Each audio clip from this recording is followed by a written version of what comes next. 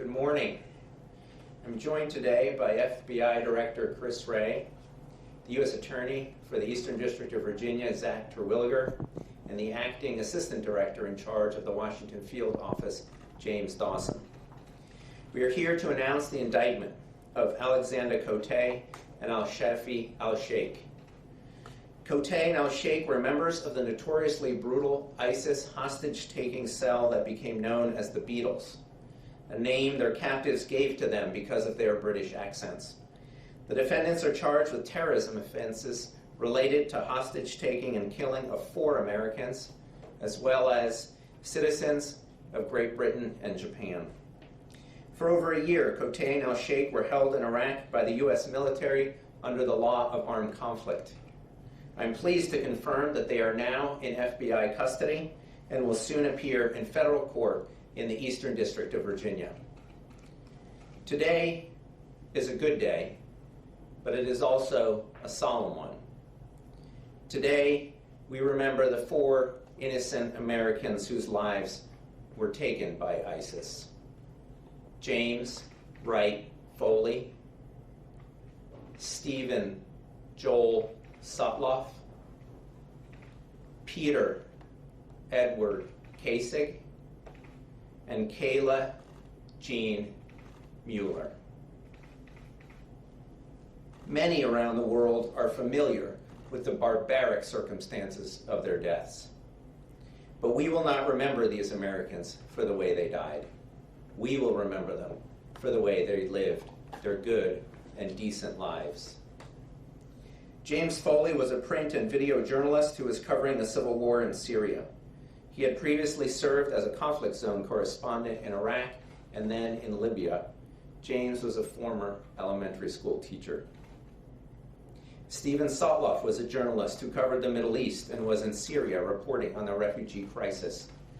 According to a longtime friend, he was drawn to the region to, quote, give a voice to the people who didn't have one, close quote. Steven was the grandson of Holocaust survivors who inspired him to be that voice.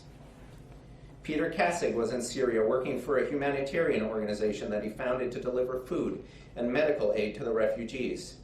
He had previously served as an elite airborne ranger in the U.S. Army, which included service in Iraq. Kayla Mueller was a humanitarian aid worker and human rights activist who, inspired by her faith, devoted much of her young life to serving those in need both at home and abroad. As President Trump shared during his 2020 State of the Union address, the American warriors who conducted the military operation that resulted in the death of ISIS leader Abu Bakr al-Baghdadi were so inspired by Kayla that they named the mission Task Force 814, a reference to August 14th, Kayla's birthday. Today's announcement is the result of many years of hard work in the pursuit of justice for these Americans.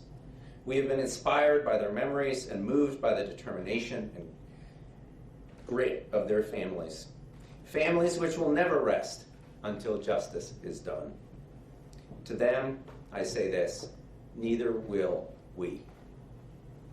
Although we cannot bring back your children, we will do all that we can, obtain justice for them, for you, and for all Americans.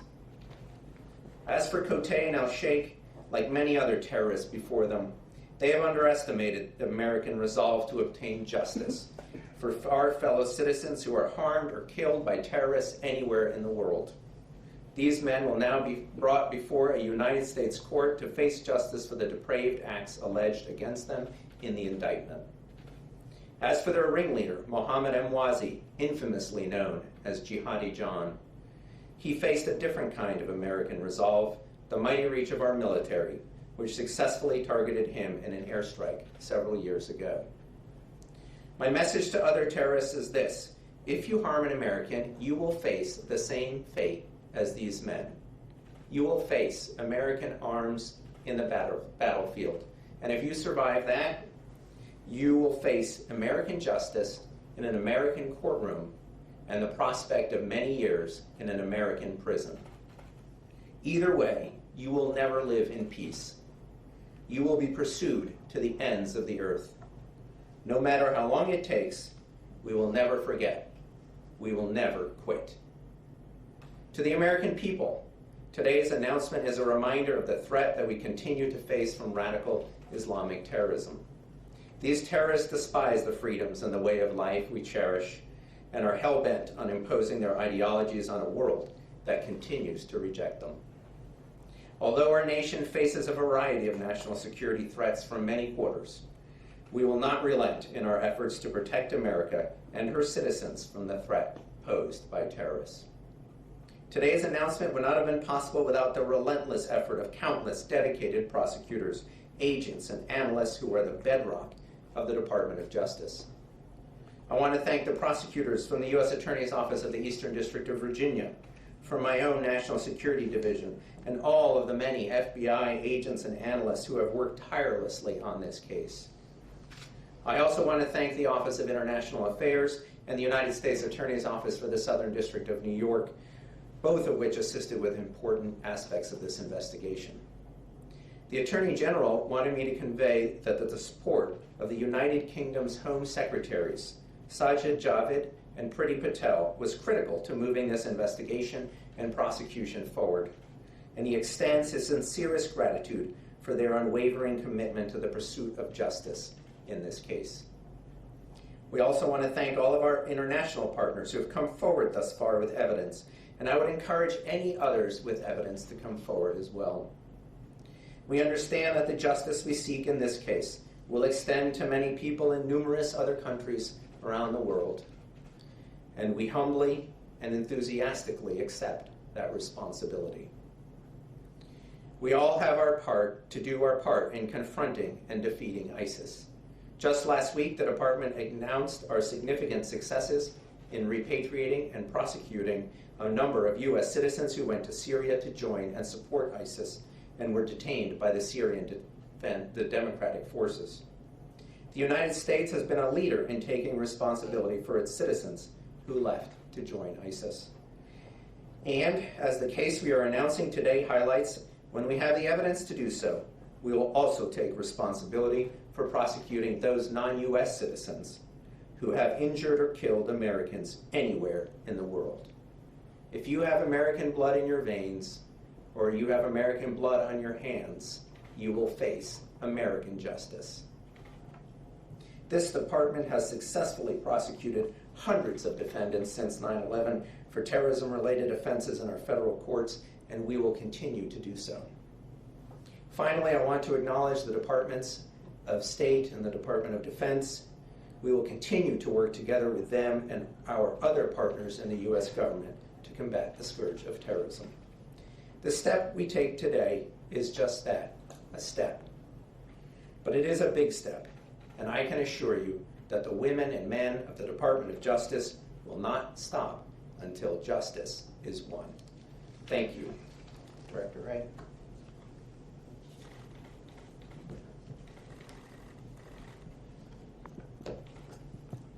Morning. Today's announcement makes clear once again that combating terrorism remains the FBI's top priority, and that the entire United States government remains committed to bringing to justice anyone who harms our citizens. We showed that resolve to the world last week by repatriating Americans who had traveled to Syria to support ISIS so that they will face charges here. And today we're demonstrating that resolve by bringing to our shores two men who left Britain to become ISIS terrorists. Now they're going to face justice in an American court of law for crimes against American citizens. Not long after these terrorists were captured in 2018, the parents of their American victims wrote the following about their loved ones, and I quote, "One by one, our children were taken from us by the hateful criminals of the Islamic State. Jim, Stephen, Peter, and Kayla were like so many of your own sons and daughters. They were four unique, passionate young Americans, and all risked their lives pursuing a greater good. The families of those victims have suffered the painful loss of their loved ones at the hands of brutal killers. And while their pain may never fully subside, today, with the announcement of this indictment, we're beginning to bring them the justice they deserve. But we owe these families more than justice. We owe them our gratitude. And I say that because their advocacy for their loved ones has led to positive changes in how our government supports and partners with victims' families. One of those changes was the creation a few years ago of the Hostage Recovery Fusion Cell. This multi-agency team, based at FBI headquarters, represents our government's unified approach to recovering American hostages abroad. Its single focus is to bring these hostages home safely and partner with their families in the recovery effort. A key part of that fusion cell is the family engagement team. That team not only coordinates support to family members of hostages during times of agony and uncertainty, it also supports hostages and families once the crisis is over. The FBI and our partners are working tirelessly every day to recover all U.S. hostages held abroad, and we won't rest until we see a similar resolution for justice against all those responsible for holding Americans captive, especially when those captives' lives are taken. Today, I want to also thank the men and women of the FBI and our domestic and international partners for their unflagging efforts to investigate, charge, and ultimately hold these two men responsible for their crimes. Over the course of this investigation and many others like it, these dedicated professionals put themselves at risk, conducting interviews and collecting evidence to build the cases that ultimately led us to where we are today, with these two men facing justice in the United States. Like Assistant Attorney General Demers, and based on conversations I've had on a number of occasions, including on the phone just this morning with the Attorney General, I know the Attorney General joins us in particularly thanking our British counterparts and our international partners in working with the United States to bring charges in our criminal justice system. We mourn not only our American victims, but also the British victims, David Haynes and Alan Henning, and victims of all nations who suffered unimaginable cruelty at the hands of ISIS. Let there be no doubt, the FBI, the U.S. government, and our partners remain vigilant in the fight against terrorism, including the threat from ISIS. Today, ISIS is still trying to radicalize people here in the United States and elsewhere through online propaganda and their global network of supporters. Their goal is to motivate people to launch attacks against Western targets wherever they are, using any means available. But as today's announcement shows, the FBI and our partners, both here and overseas, will continue to relentlessly pursue these terrorists and anyone who chooses to support terrorist organizations like ISIS, no matter where they are and no matter how long it takes. Now I'll turn things over to Zach Terwilliger, the U.S. Attorney for the Eastern District of Virginia, to provide a little bit more details about the indictment itself. Thank you, Director Wray. First, I want to thank Attorney General Barr for his steadfast leadership and support of this investigation and prosecution. Let me be very clear. This day does not happen without Attorney General Barr and his resolve and commitment to seeing that these individuals were brought to justice. As Director Wray mentioned, my name is Zach Terwilliger. I'm the United States Attorney for the Eastern District of Virginia, located just across the Potomac River in Alexandria. It's with a heavy heart that we're here today, and I wish we weren't. But if these alleged atrocities indeed happened, I'm proud to be here as a representative of the United States in our criminal justice system. As many of you are now aware, yesterday an 8-count criminal indictment was returned in the Eastern District of Virginia that charged 2 alleged terrorists, Alexander Cote and Al-Shafi Al-Sheikh, with the following felony offenses: conspiracy to commit hostage-taking resulting in death, hostage-taking resulting in death, 1 count for each of the American hostages: James Wright Foley, Kayla Jean Mueller, Steven Joel Sotloff, and Peter Edward Kasich. Count 6, conspiracy to murder United States citizens outside of the United States. Count 7, conspiracy to provide material support to terrorists in the form of hostage-taking resulting in death and murder. Count 8, conspiracy to provide material support to a terrorist organization. If convicted, the defendants face a maximum penalty of life in prison for each count of conviction.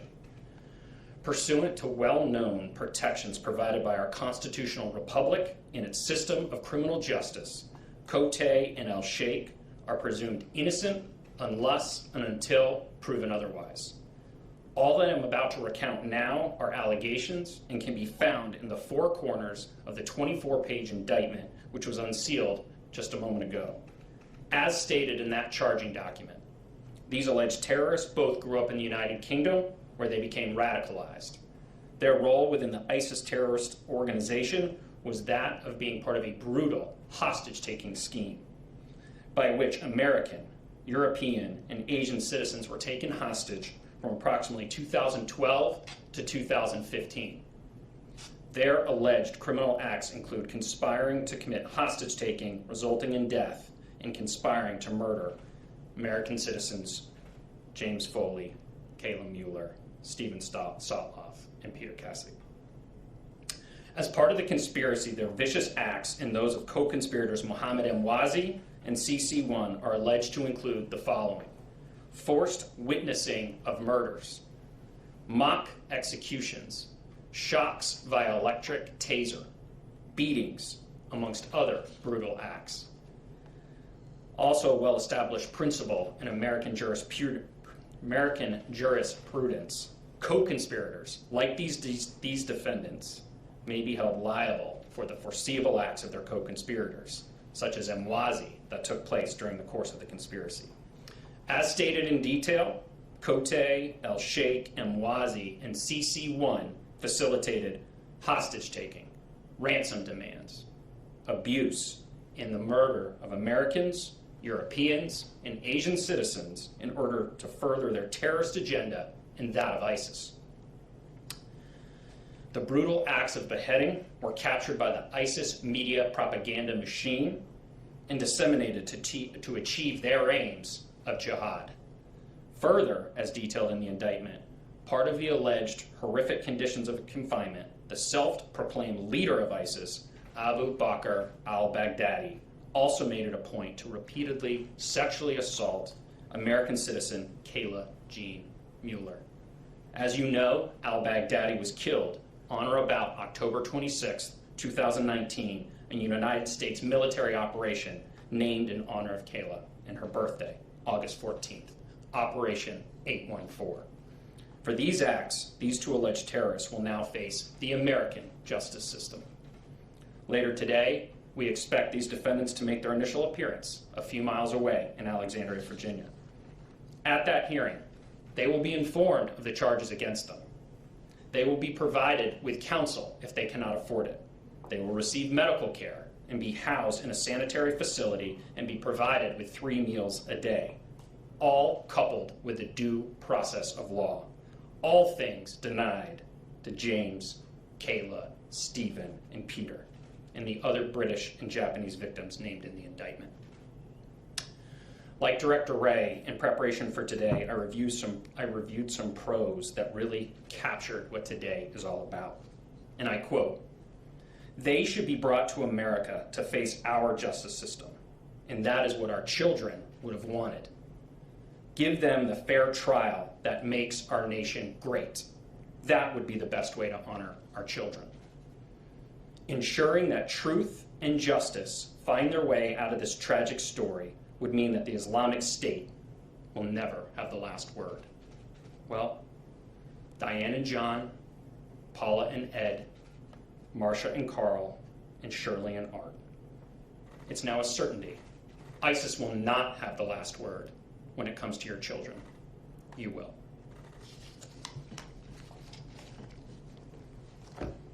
Attorney General Demers.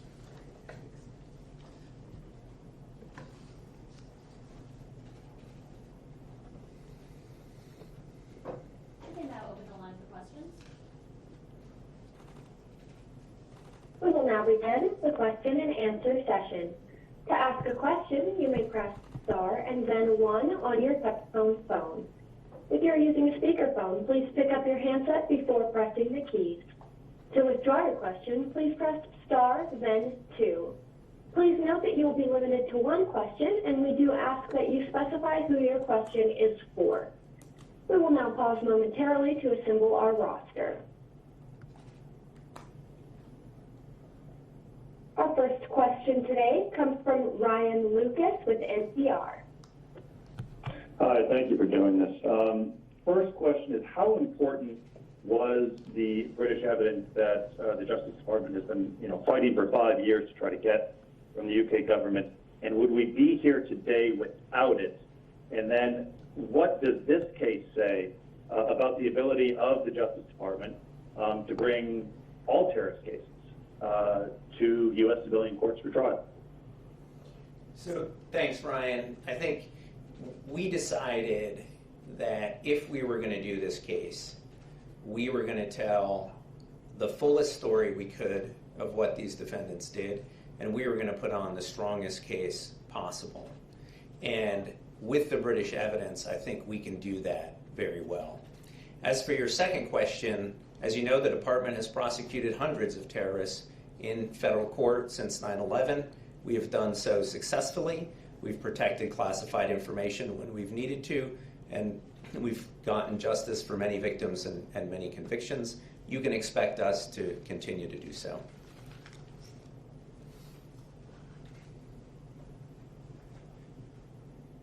And our next question comes from Pete Williams with NBC. Thank you. Mr. Demers, can you tell us specifically what does the indictment allege that Cote and Al-Sheikh did with regard to the 4 Americans? Sure, thanks, Pete. I think I'll turn that over to Zach on the indictment. Thank you, John. Thank you, Pete. Yes, I'm going to be very careful and stay to the 4 corners of the indictment. Pete, as you review that 24-page document, you will see that we have alleged a conspiracy regarding hostage-taking resulting in death. There are many allegations in that document. It's a speaking indictment, and I think what you will see is that their roles absolutely engage in the facilitation, the ransom demands, and the abuse of hostages as alleged in that indictment. And as I stated, as you know, but our viewers may not, if you have multiple individuals in a conspiracy, you are liable for the foreseeable acts of your co-conspirator. So at that point, Pete, I think I will leave it at that. Always happy to talk later on about more specifics. And our next question comes from Daniel Bates with the Daily Mail. Hi, this is Robin Dammers. I just wanted to seek reassurance that prosecutors will not be seeking the death penalty in this case. Obviously, that was one of the conditions of sort of British intelligence providing assistance. But can you guarantee us that there won't be a U-turn and you won't be seeking the death penalty with this case? Thank you. Well, I think the Attorney General made that very clear in his letters to the Home Secretary, that he decided, on balance, that we were not going to be pursuing the death penalty in this case, and that's where we are.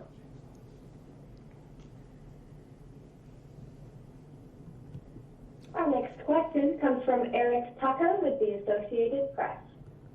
Hi, everyone. Thank you so much for doing this.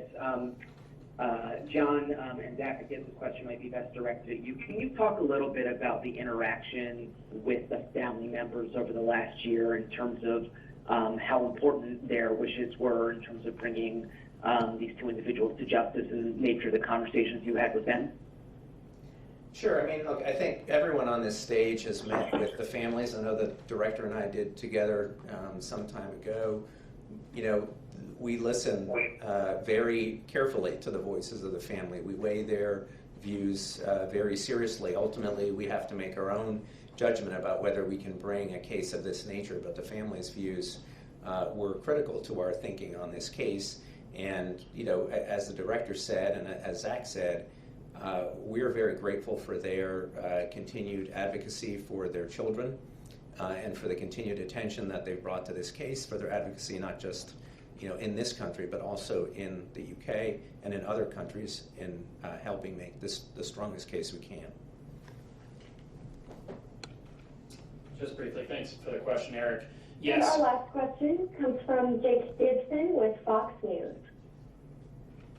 Thanks for doing the call. Thanks for taking my question. Number one, I just kind of have a two-parter. Number one, is it simply because in other cases like this, you may seek the death penalty?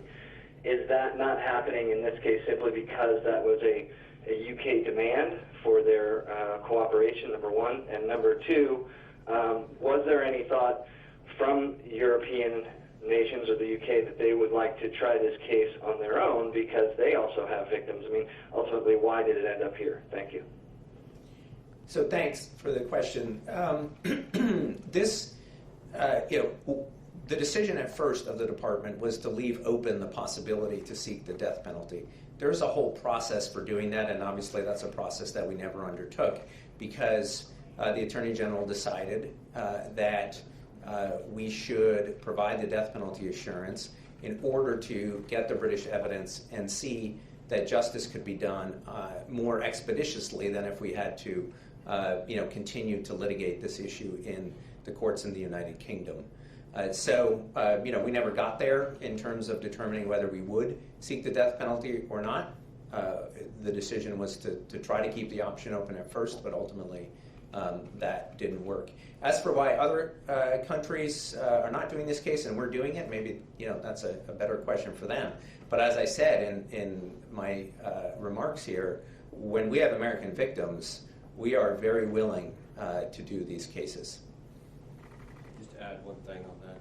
As far as the other countries, one of the things that the FBI works very hard at, and in this case our Washington field office had the extraterritorial responsibility, is to work very closely with our counterparts from all these other nations, both in terms of developing evidence for our own cases, but in some cases providing assistance to them as they build their own. And we work very closely with each other, and that's an important part of the international cooperation that exists on these kinds of cases, because we're all facing attacks against our citizens from ISIS.